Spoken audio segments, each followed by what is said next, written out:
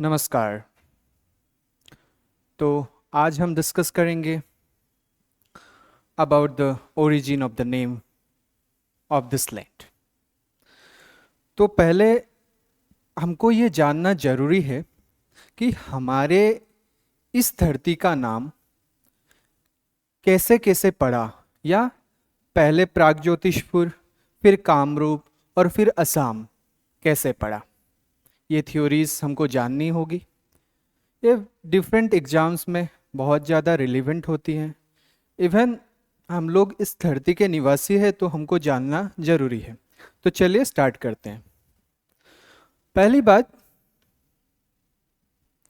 जो प्रागज्योतिषपुर है इसके रिगार्डिंग अपने पास दो थ्योरीज मिलती हैं। पहली थ्योरी ये बताती है कि एक ग्रुप जो कि चाइना से, चाओ थुइस नाम था उस ग्रुप का, चाओ थुइस का एक ग्रुप था, चाइना से आया था और आके इंडिया में उन्होंने अपने पर्टिकुलर सेंटर स्टैब्लिश किए थे। ठीक है, उन सेंटरों का उन्होंने ऐसे लोकेशन में स्टैब्लिश किए थे जिसका जिसके वे, जो ईस्टर्न वाला वे है, जो मिडिल पोर्शन है और जो नॉर्थ वेस्ट जो फ्रंटियर है, इस वाले तीन पोर्शन में उन्होंने अपने इंडिया को सेग्रीगेट किया था बोल सकते हैं। ठीक है, जैसे हम देखते हैं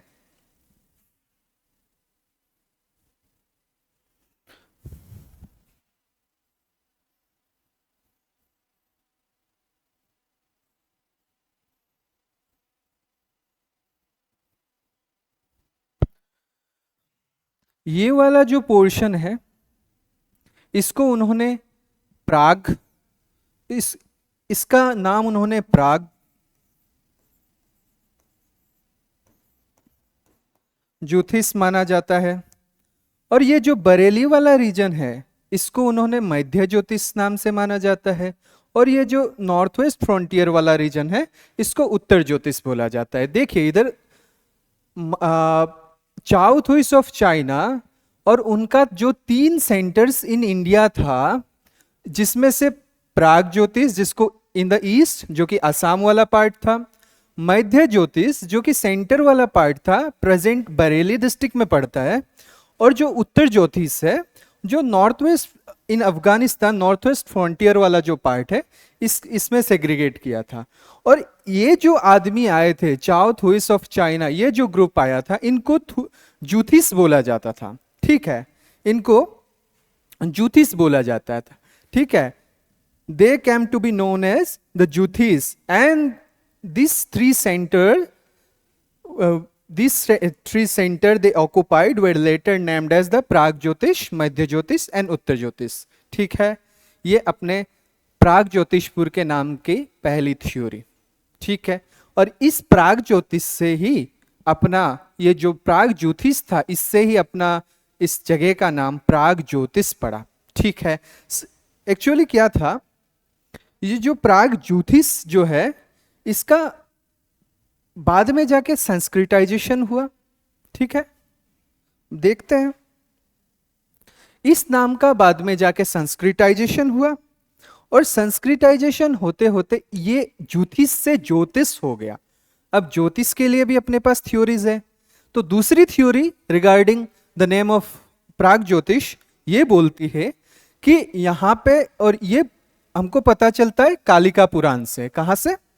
कालिका पुराण से ये बात हमको पता चलती है। ठीक है,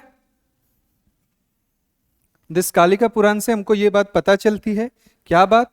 कि अपने यहां ब्रह्मा जी ने पहली बार ज्योतिष की गणना की थी। ब्रह्मा जी ने अपने ज्योतिष की गणना इस जगह पर पहली बार की थी। तो इस जगह का नाम प्राग मतलब पूर्व के साइड या ईस्टर्न साइड, और ज्योतिष मतलब जो ज्योतिष विद्या एस्ट्रोलॉजी है। तो अब देखते हैं इसमें क्या बताया जाता है। जो ये प्राग है इसका मतलब होता है ईस्टर्न या फॉर्मर। अब जो ज्योतिष है ये ज्योतिष का अर्थ होता है ए स्टार या एस्ट्रोलॉजी। तो अगर हम यहां से अगर ईस्टर्न ले लें, यहां से अगर एस्ट्रोलॉजी निकाल लें, तो इस सिटी का नाम बन के आता है the city of eastern astrology.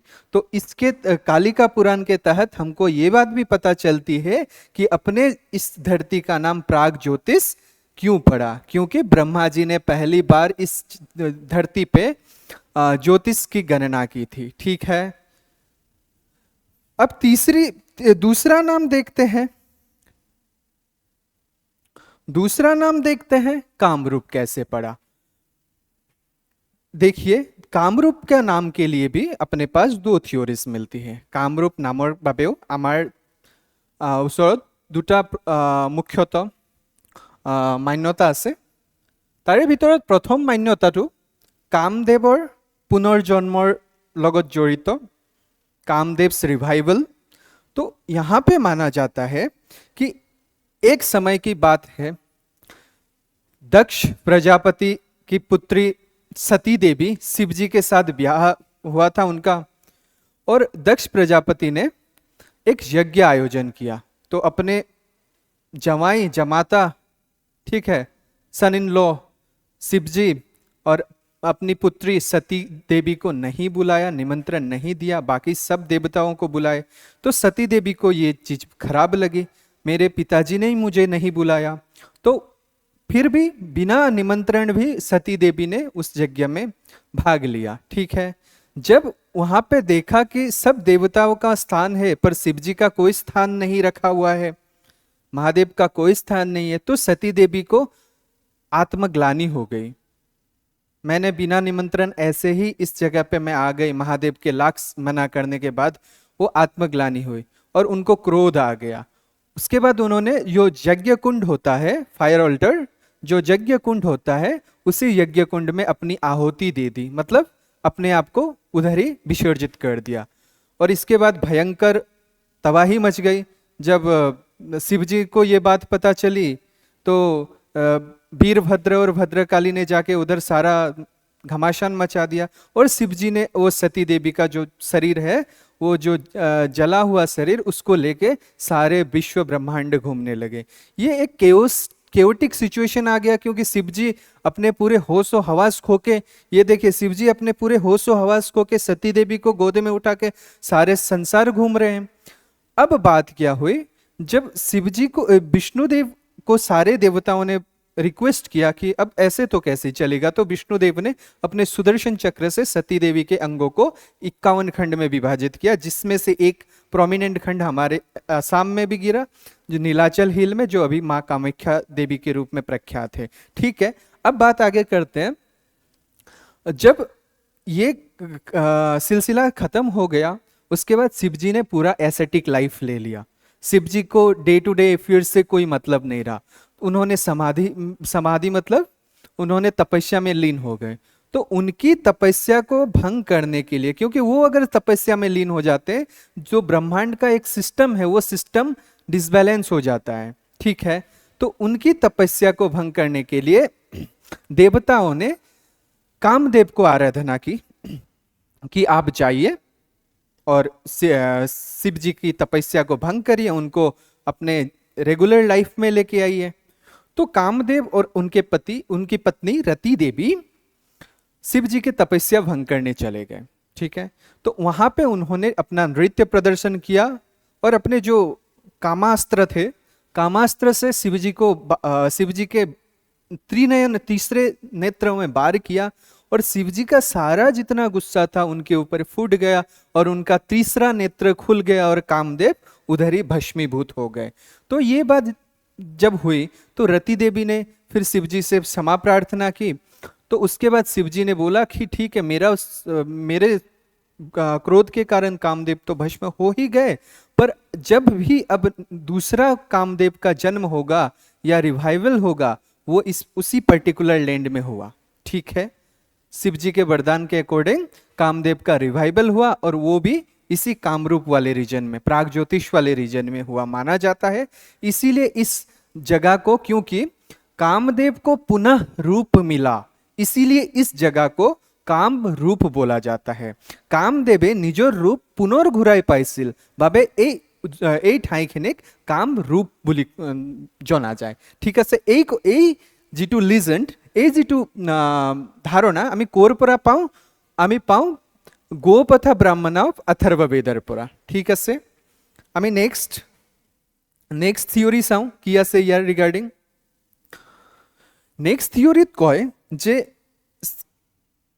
কামৰু আৰু কামৰুতৰ পৰাই কামৰু বা কামৰুত দুটা ৱৰ্ডৰ পৰাই যে কামৰূপ নামৰ সৃষ্টি হৈছে এইটো কথা মানা হয় এতিয়া চাওঁ কামৰু আৰু কামৰুত এই দুটা শব্দৰ অৰ্থ হৈছে লেচাৰ ডিভিনিটি ইন সন্তালী ঠিক আছে লেচাৰ ডিভিনিটি ইন সন্তালী ঠিক আছে এইটো সিম্বলাইজ কৰে যে মেজিক্যাল ওয়ার্শিপ চার্মস ওয়ার্শিপ তন্ত্র মন্ত্ৰৰে পূজা কৰা আৰু এই আমি যদি লজিক্যালি এই ফ্লোটো চাওঁ তো তন্ত্ৰ মন্ত্ৰ বলি বিধানৰ পূজাটো আমাৰ কামাখ্যা দেৱালয়ত এইটো প্ৰমিনেণ্ট আছিল সেই সময়ত তো worship of mother goddess Kamakhya and in exaltation of it the land came to known as Kamarupa মানে এই কামৰু আৰু কামৰুত দুটা শব্দ যোনটো তাৰ জনবসতি আছিলে যোনটো সেই মানুহবোৰক কামৰু আৰু কামৰুত কোৱা হৈছিলে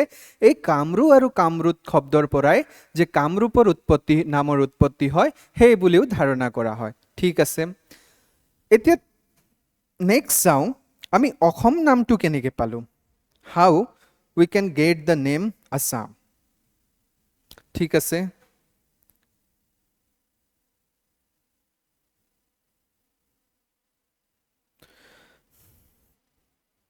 ফাৰ্ষ্ট এইটো কোৱা হয় যে আছাম নামটোৰ এটা জিঅ'গ্ৰাফিকেল ৰিজনৰ কাৰণে হৈছে কিয় চাওক এই অসমৰ যিটো জিঅ'গ্ৰাফি ঠিক আছে এইফালে খুবিখাল হিমালয় আছে ঠিক আছে এইফালে নৰ্থ ইষ্টাৰ্ণ ৰেঞ্জ বাৰাইল ৰেঞ্জ ঠিক আছে ৰেংমা মিকিৰ হিলছ ঠিক আছে আৰু ইয়াত আপোনাৰ Meghalaya plateau north Cachar hill ঠিক আছে গোটেইটোতো লেণ্ডেৰ ইৰে আগুৰি আছে পৰ্বতেৰে আগুৰি আছে আনইভেন ইয়াৰ লেণ্ডটো সমান নহয় সমতল নহয় কিন্তু ইয়াৰ ওচৰতে যিটো বেংগল ৰিজন আছে এই বেংগল ৰিজনৰ লেণ্ডটো বহুত সমতল সেইকাৰণে এই ৰিজনটোক আমি সমতল বুলিও কওঁ আৰু আমাৰ অসমৰ যিটো ৰিজন সেই ৰিজনটোত ৰাফ টপোগ্ৰাফি দ্যাটছ ৱাই তো এই ৰাফ টপোগ্ৰাফিৰ কাৰণে আনইভেননেছৰ কাৰণে আসামা ৱৰ্ডটো অহা বুলি ধাৰণা কৰা হয় ঠিক আছে এই আসামা ৱৰ্ডৰ পৰাই পাছত গৈ আসাম ৱৰ্ড হ'ল আসাম নামটো পৰিলে বুলি ধৰা হয় ঠিক আছে নেক্সট আৰু এটা আছে যে এই আসামা ৱৰ্ডটো যেতিয়া সংস্কৃতাইজেশ্যন হ'ল এইটো সংস্কৃতাইজেশ্যনৰ ফল ঠিক আছে আচলতে টাই ভাষাত টাই সম্প্ৰদায়ৰ এটা থিয়ৰি আছে তাত ক'ব বিচাৰে যে এই শব্দটো আহিছে আচলতে আসাম ঠিক আছে এই সৰি মোৰ প্ৰনাউন্সিয়েশ্যনটো আপোনালোকে কনচিডাৰ কৰিব আসাম যোনটো শব্দ আসাম তো টাই ভাষাত সাম মানে হৈছে টু বি ডিফিটেড ঠিক আছে সাম মিন্স হৈছে টু বি ডিফিটেড যাক আমি জয় কৰিব পাৰোঁ ডিফিট কৰিব পাৰোঁ কিন্তু সেইটোৰ যদি অপজিট ধৰোঁ আসাম মিন্স হৈছে আনডিফিটেড অৰ কনকুৱাৰাৰ্ছ তো এই আসাম এই জেনেৰেলি এই থিয়ৰিয়ে আহোমসকলক প্ৰেইজ কৰি আসাম নামটো আহিছে বুলি ধাৰণা কৰে কিয়নো Ahoms are the undefeated rulers and they are the conquerors they have great victories rulers in their regime okay তো এই থিয়ৰিয়ে ক'ব বিচাৰে যে আসাম নামটোৰ সংস্কৃতাইজেশ্যন হৈ আসাম নামটো হৈছে বুলি ক'ব বিচাৰে ঠিক আছে নেক্সট এটা আৰু থিয়ৰি আছে যিটো হাছম ঠিক আছে হাছম শব্দ দুটাৰ পৰা অসম নামটো আসাম নামটো সৃষ্টি হ'ল বুলি ক'ব বিচাৰে এইটো বড়ো সম্প্ৰদায়ৰ এটা প্ৰচলিত থিয়ৰি ইয়াত কয় যে হাছম মানে হৈছে লোলেণ্ড। এতিয়া লোলেণ্ড কেনেকৈ হ'ল আছাম চাওক, এইপিনে হিমালয়া আছে, ঠিক আছে, এইটোত হিমালয়া আছে, এইটোত নৰ্থ ইষ্টাৰ্ণ ৰেঞ্জেছ আছে, বাৰাইল, অ'কে, লুচাই ৰেঞ্জ, ঠিক আছে, এইবোৰ ৰেঞ্জেছ আছে। ইয়াত মিকিৰ ৰেংমা হিলছ আছে, ইয়াত নৰ্থ কাছাৰ হিল আছে, এইটো গোটেইটো মেঘালয়া প্লেটিউ। অ'কে, তো এই যিটো টপ'গ্ৰাফি আৰু মাজৰ পৰা খুবিখাল আপোনাৰ ব্ৰহ্মপুত্ৰ বৈ গৈছে, আৰু এই যিটো টপ'গ্ৰাফি এইটো হিলি ৰিজনকেতো ল'লেণ্ড হয় ন, এই যিটো টপ'গ্ৰাফি হিলি ৰিজনৰ পৰা এইটো তৰাইৰ প্লেচ হয়। তো এই প্লেইনটোক আমি হিলি ৰিজনৰ পৰা অলপ ল' ছাইডে পাওঁ, গতিকে এই হাছম ৱৰ্ডে ক'ব বিচাৰে যে এই হাছম ৱৰ্ডটোৰ অসমৰ নামৰ পূৰ্বৱৰ্তী ৱৰ্ড, বা এই অসম নামটো হাছম অৰ্থাৎ ল'লেণ্ডৰ পৰা আহিছে। ঠিক আছে, এই তিনিটা নামৰ তিনিটা প্ৰখ্যাত থিয়ৰিজ আছিলে, মই আপোনালোকক বুজালোঁ। নিশ্চয় আশা কৰোঁ আপোনালোকে বুজি পাইছে। যদি কিবা আৰু জানিব বিচাৰে সবিশেষ কমেণ্ট ছেকশ্যনত কমেণ্ট কৰি জানিব। ঠিক আছে, ধন্যবাদ।